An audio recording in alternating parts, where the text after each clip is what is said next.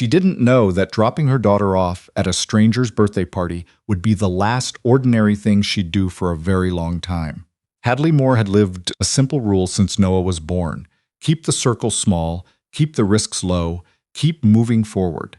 7 years of raising a kid alone had turned her into someone efficient, careful, and almost completely unafraid of hard work.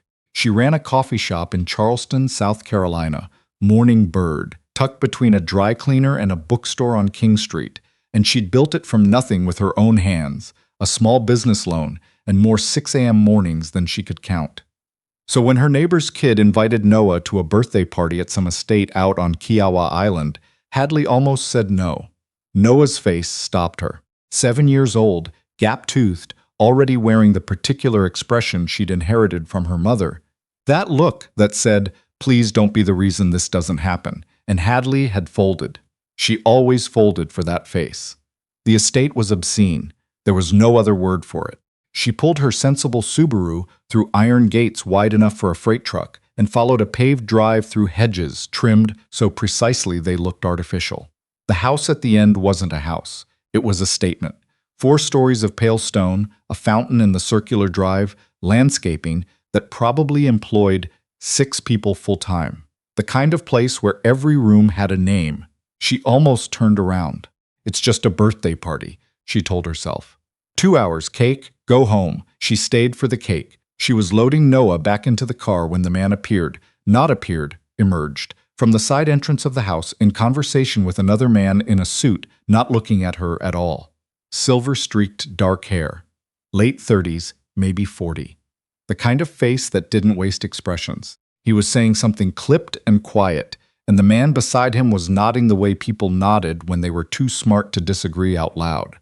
Then he looked up, and his eyes landed directly on Hadley, and for some reason her whole body went still. "Miss Moore." His voice carried the distance between them with no effort at all. Low, certain. She hadn't told anyone her name.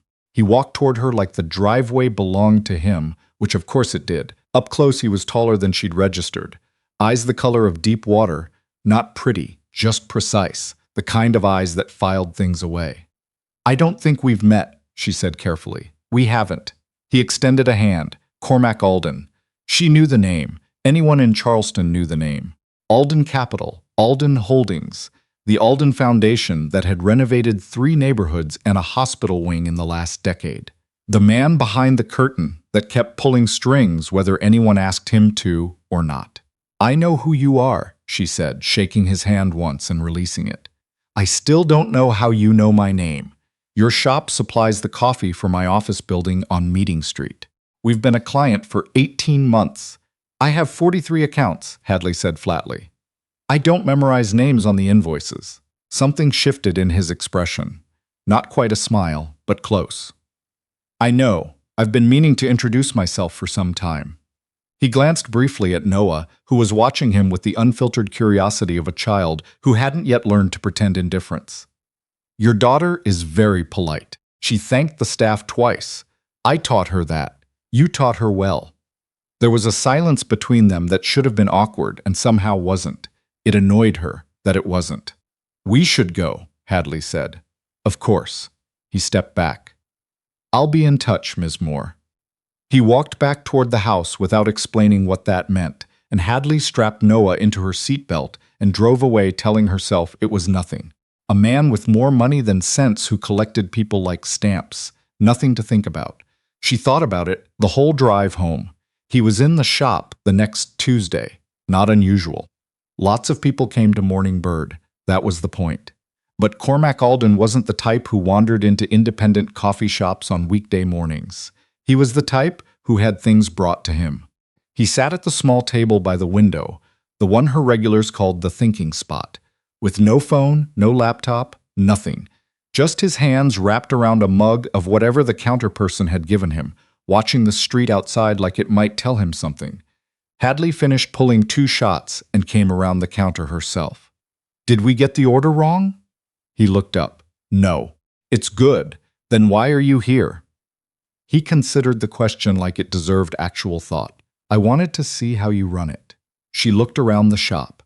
Tuesday morning rush, controlled chaos. her staff moving like a practiced unit around each other. You're thinking about stealing my systems. I have people who handle operations. I'm not here for the systems. He wrapped both hands around the mug. I wanted to see if it matched what I imagined. Does it? Better, he said, and his eyes were on her, not the room. She went back behind the counter before she could say something she'd regret. He came back Thursday, and the following Tuesday. Always the same table, always alone, always with the particular stillness of a man who didn't know how to not control a room, except in the one place he deliberately walked into that didn't belong to him. After the third visit, her employee Bex sidled up and said, "That man looks at you like you're a puzzle he's already solved, but keeps opening anyway." "Don't," Hadley said. "I'm just saying. He's a client. Clients don't drive 20 minutes downtown to sit and drink coffee in silence." Hadley didn't answer. She was trying not to notice how quiet the shop got when he walked in, like the whole room took a breath. The fourth visit, she sat down across from him. It was 10:15, the rush had thinned, and she was tired of pretending she didn't know he was there. "What do you actually want?" she asked. He looked at her steadily. "Dinner. I have a 7-year-old. That wasn't a no." She looked at his hands on the mug. Strong hands, careful. A scratch on the left knuckle that was almost healed. "I don't have time for whatever this is." "What do you think this is?" A man with too many options trying to collect the one thing he doesn't have easy access to. He was quiet for a moment. Something moved across his face, not offense, something more interesting than that. Recognition, maybe. "You're right that I have options," he said finally. "And you're right that I want something I don't have easy access to. But you're wrong about why. Enlighten me." "Easy access to you specifically, Hadley." He said her name like he'd been thinking about how to say it. "Not a category. Not a type. You." She stood up. "I'll think about it." She did think about it. For 3 days she thought about it. Then she said yes, told herself it was one dinner, and arranged for her neighbor to watch Noah. One dinner turned into two. Two turned into a Sunday morning walk along the Battery with Noah between them, running ahead to look at pigeons, and Cormac walking beside Hadley with his hands in his pockets, asking questions about the shop that weren't small talk. Real questions, specific, the kind that required her to actually think. He listened to the answers like they mattered. "This is dangerous," some part of her said. "You're not being careful," another part said. She kept walking anyway. She found out about the business deal on a Wednesday. She hadn't been looking. She wasn't the type to search people's names late at night out of anxiety. But Noah's school had a fundraiser, and one of the other mothers, the kind who weaponized information the way other people used perfume, mentioned, with a particular kind of careful smile, that it was interesting how close Morning Bird had gotten to the Alden portfolio lately. Hadley didn't know what that meant, so she looked. The LLC had been formed 8 months ago.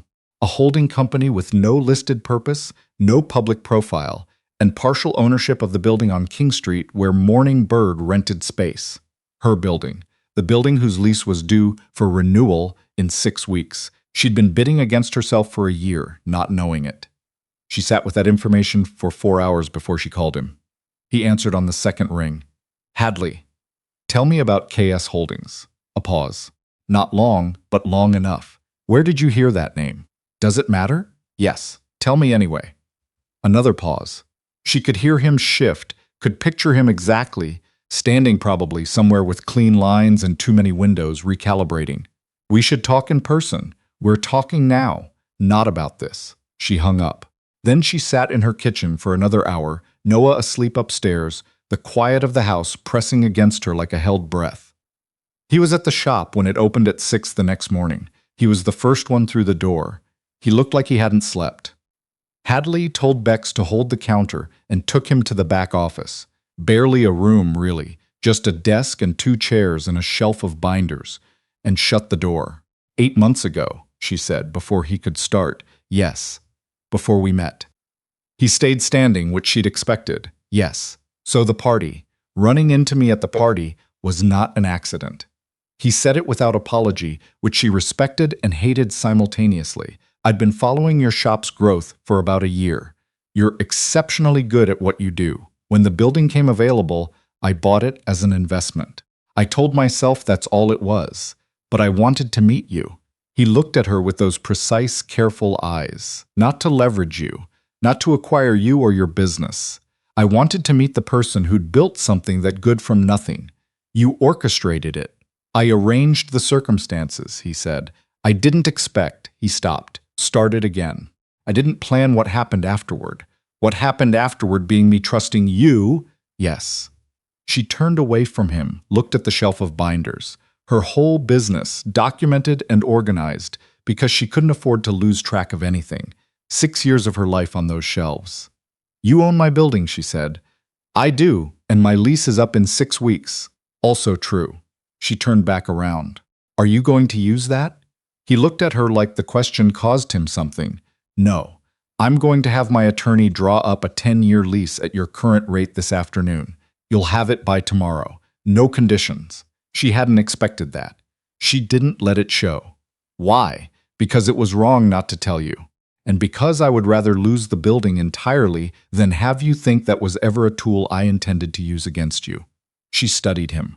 The scratch on his knuckle was gone now, fully healed. She hadn't noticed when it healed. I need a week, she said finally. He nodded. Take whatever you need. He left without coffee, which she only noticed after he was gone. She took the week. She made a list, actual paper, actual pen, the way her grandmother used to think through problems, of every reason to walk away. The list was long. She made another list of what she actually knew about him, from her own observation, not from the LLC filing or the business pages. That list was also long, and almost entirely different in character. She called her best friend Tam, who said, if he'd wanted to leverage you, he had 6 weeks to do it before you knew anything. He told you when he could have just renewed the lease and never mentioned it. He didn't tell me. I found out. But when you confronted him, he didn't deflect. Hadley was quiet. I'm just saying, Tam said that men who want to use you don't look embarrassed when they get caught. He didn't look embarrassed. What did he look like? She thought about it. Like he was waiting for me to decide who he was. She called him on the 7th day. I have conditions, she said. A pause. Not the recalibrating kind this time. The other kind, quieter. All right, if this is going somewhere, and I don't know yet that it is, then no more arranged circumstances. If you want to know something, you ask me. If something's happening that affects my life or my business, you tell me, yes. And Noah is off limits from whatever you do. She doesn't get caught in anything. Agreed. Absolutely. She took a breath. And I'm not a project. I'm not something you're growing or developing or strategically investing in. If that's what this is, tell me now. His voice, when he spoke, was different. Not quieter, more deliberate. You are the most self-possessed person I've met in 15 years of meeting very deliberate people. You don't need developing. You need someone who can keep up with you. I'm trying to be that person. She held the phone. Outside the shop window, Charleston moved in its usual morning pace. Joggers, dog walkers, a delivery truck pulling up 2 doors down. We can try, she said. What followed was 4 months of something she didn't have a name for. Not dating, exactly. It was too complicated for that, too layered. He came to the shop in the mornings. She came to his office sometimes on her half day, and they ate lunch at his desk because he didn't take actual lunch breaks, and she made him. He came to Noah's school play and sat 2 rows back without being asked. And Noah didn't notice until after, which meant it hadn't been for the optics. She learned things about him in pieces, the way you learn things about a person who isn't used to being studied. He'd built Alden Capital from a single regional fund his father left him, not a fortune, a foundation, and grown it through 2 recessions by refusing to bet on things he didn't understand. He had 3 employees he'd had for over a decade, which meant something. He had 1 brother he didn't speak to and didn't explain why, and she didn't ask. He was careful with Noah in a way that made her chest ache. Not performatively careful, not bringing gifts or making big gestures. Careful like he understood that Noah wasn't a route to Hadley. She was her own person who deserved to be treated that way. He asked Noah questions and listened to the answers. He showed up to things when invited and stayed home when not. She was falling in love with him, and she knew it, and she was terrified, which was the most honest she'd been with herself in years.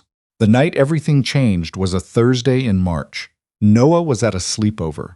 Hadley and Cormac were on the rooftop of his building on East Bay Street, which had a terrace he never used because he never stopped working long enough to go outside. She'd made him go outside. The harbor was gold in the late light. She was halfway through telling him something about a supplier problem when he went still, the kind of still she'd learned to read by now. Not thoughtful, something else.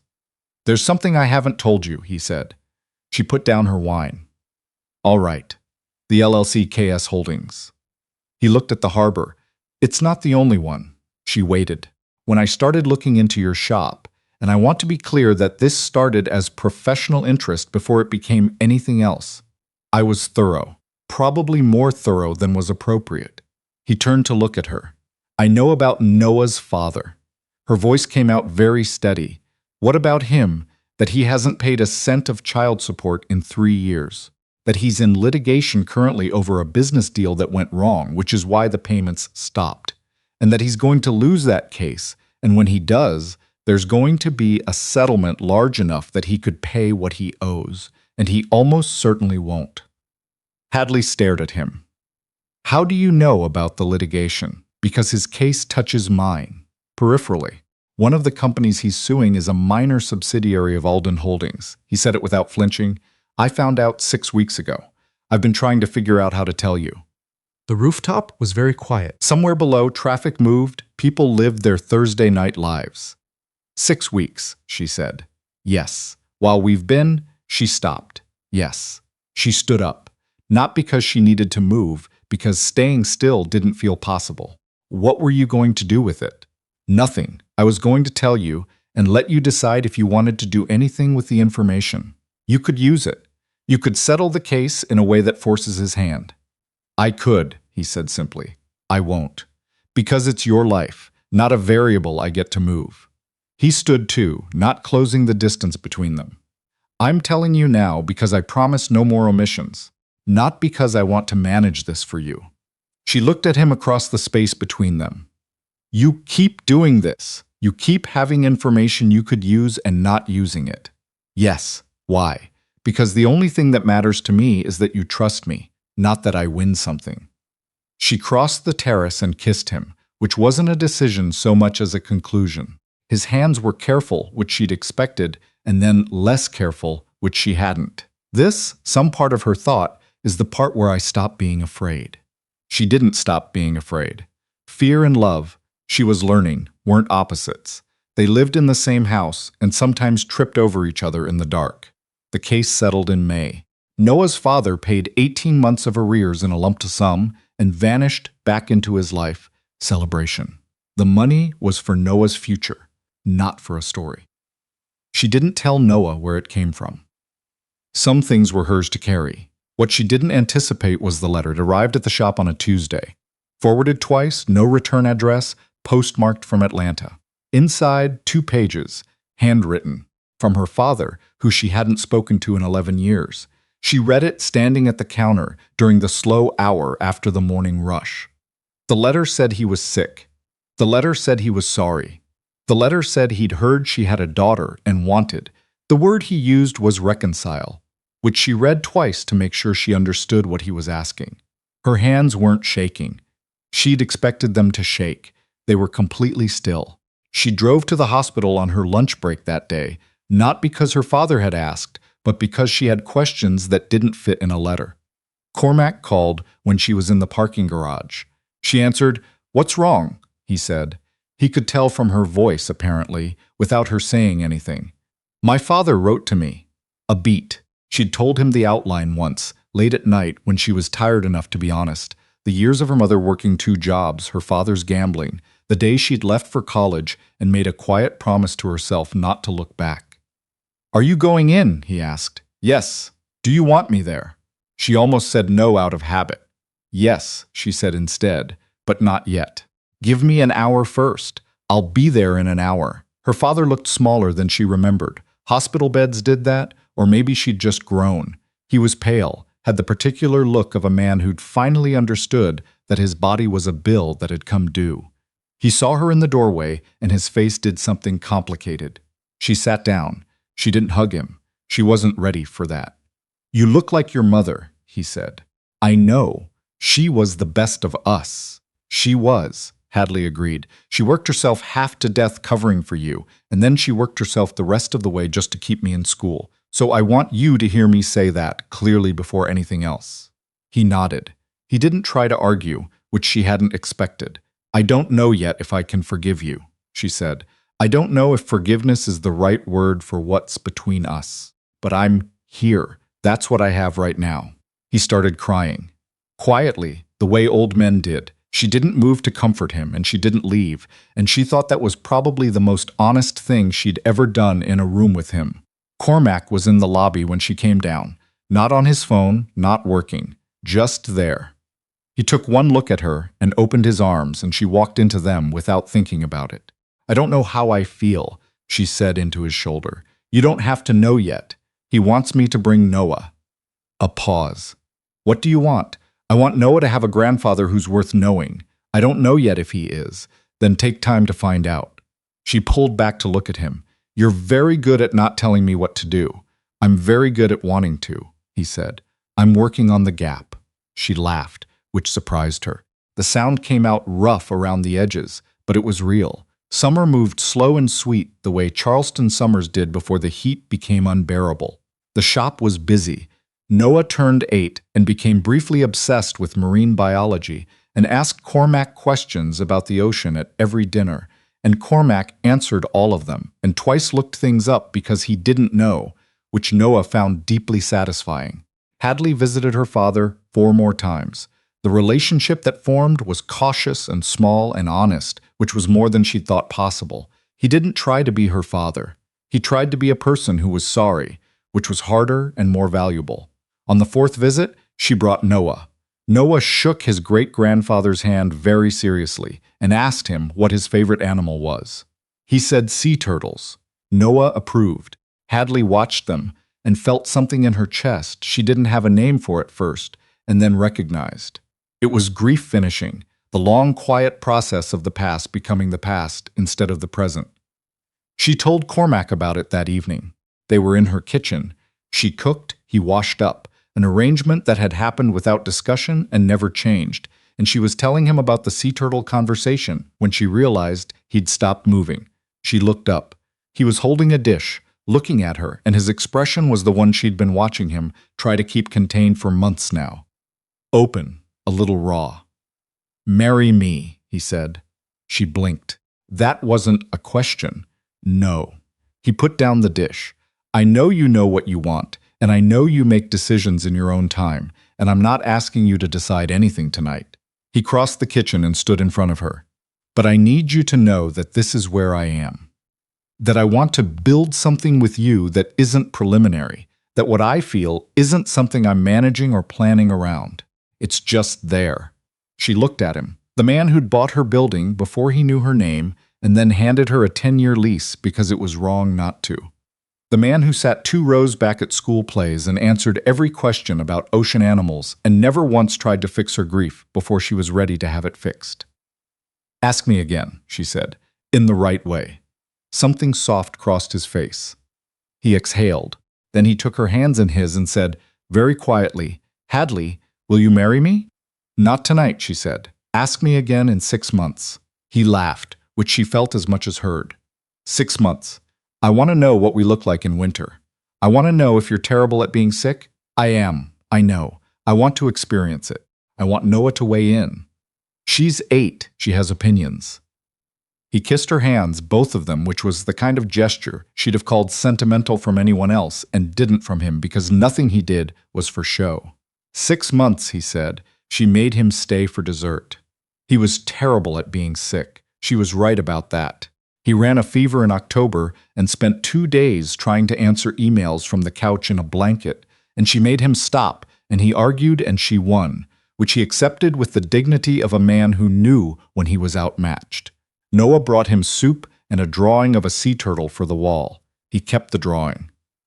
She said yes in November, standing in the kitchen again, because that was where everything real happened in her life. No ring yet, no production. Just the 2 of them after Noah had gone to bed, and she looked at him across the counter and said, "The answer's yes. in case you were still wondering. He looked at her for a long time. I always wondered. I know, she said. That's one of the things I love about you. They got married in March, small. The shop was the venue because she refused to be married somewhere that wasn't hers. Bex cried. Tam gave a toast that made everyone laugh. Noah was the flower girl and took the job more seriously than anyone expected, which surprised no one who knew her. Hadley's father was there, fragile, quiet, sitting in the back row with his hands folded, and she'd put him on the guest list herself. Afterward, when the crowd had thinned and the evening had settled into that particular softness, Cormac found her standing in front of the espresso machine she'd bought secondhand 7 years ago and never replaced because it still worked and she trusted it. You okay? He asked. Better than okay. She leaned against him. I keep thinking about the version of me who almost said no to a birthday party. But you didn't. I almost did. But you didn't, he said again, and she could hear the smile in it. She laced her fingers through his. Outside, Charleston was doing what Charleston always did, living at its own pace, warm and complicated and entirely itself. Inside, the shop smelled like coffee and the particular sweetness of a day that had been worth the years it took to arrive at. Noah ran in from the courtyard, hair loose, shoes muddy, beaming with the specific joy of a child who'd been allowed to run in good clothes. Can we have more cake? She demanded. Cormac looked at Hadley. 1 slice, Hadley said, each. Noah pivoted immediately and ran back out to report the verdict. They listened to her small voice carrying the news with great authority. Cormac pressed his mouth to Hadley's temple. Ready for the rest? She thought about what the rest meant. The arguments they hadn't had yet, the hard seasons, the ordinary Tuesdays and the extraordinary ones, the ways two people who were both too independent and too deliberate would have to keep learning how to make room for each other. All of it, she thought. Every complicated, ordinary, difficult, beautiful piece of it. Yeah, she said. Let's go.